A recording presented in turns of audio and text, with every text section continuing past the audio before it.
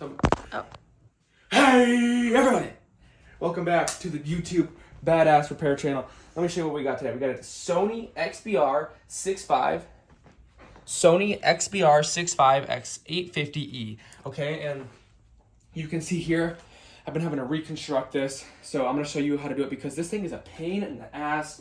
And I never wanted, I bought this thing off Facebook for 35 bucks. I was like, let me fix it for just a couple bucks, and I got a TV for 100 bucks. Boom.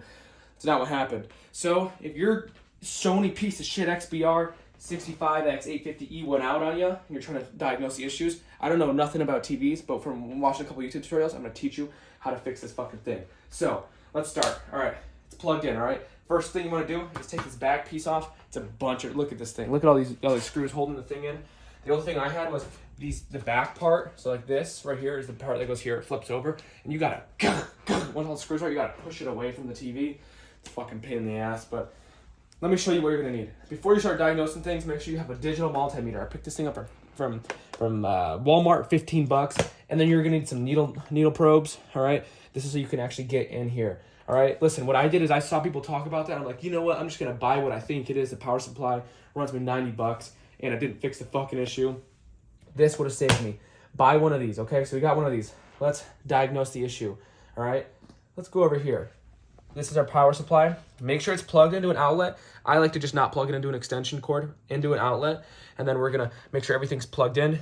Looks good. Look around these little guys right here, these little buggers. You'll see them, they might look shorted. That's an easy fix. So once you take it all off, look for these little guys. These are fuses, I'm pretty sure. And sometimes people say they're like shorted. They'll look destroyed. That's going to be your issue.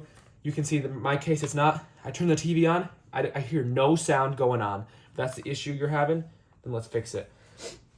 Also, when I turn it on down here, like the little light bar, the little remote, when you click the TV on, you'll see like a turn on. That's also not flashing. So let's start diagnosing our problem. You're gonna see I'm on 20 volts because what I'm looking for is 3.3. Also, I don't really know what I'm doing, so I'm gonna try to fucking figure it out.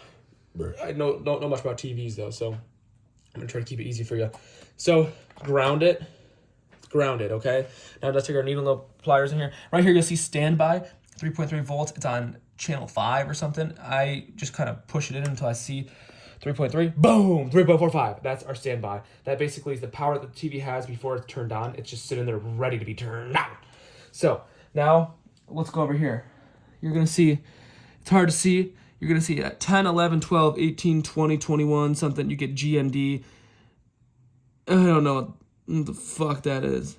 Okay, no, sorry. 13, 14, 15, 16, 17, 18, REG 12 volts. Basically, when one of these ones works, all of them will work. So let's go down here where we think it might be.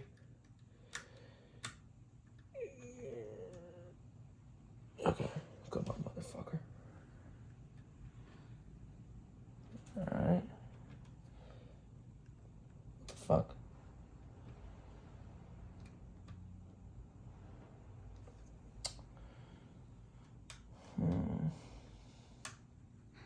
There you go, 12 volts. So now we know that that's not the issue.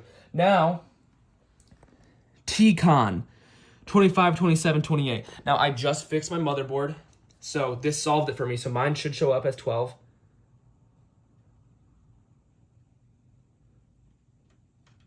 What the fuck? There you go, baby. Boom, 12 volts. So originally, before I replaced this main motherboard, I wasn't getting that issue. But I didn't buy a multimeter, and I saw some Reddit posts and some forums, and I was like, I'm gonna buy a power supply board, and that didn't fix the issue. So now what we know is it's gotta be this, because what was happening, I was getting zeros on that T-Con one, and basically, let me explain this in simple terms. What was happening is this had power, so this wasn't an issue. It was sending the power to here. Also, I don't know too much about TV, so this is like a rough. Correct me if I'm wrong in the comments. Sending the power to here, and then this was saying, I don't know how to work, so I'm not gonna send the power to turn the TV on. That was the issue we were having. So what I did is I did that. I was like, oh shoot, okay, so because I was getting zeros there, I gotta buy a new main board. This was the old one. The new one just came in. I got it off eBay. Maybe $100, including shipping. So, and I bought that one for 100 bucks, and I bought a multimeter and probes. So it ran me some money. So that's why you gotta buy the probes, test it. You know, you could return both. When I'm done with this video, I'm gonna go return this to Walmart, return these to Amazon. They got awesome return policies. So now let's freaking see if it boots up. Because I didn't replace this. I replaced it, wasn't the issue. So I know this one's good. Replaced this just now.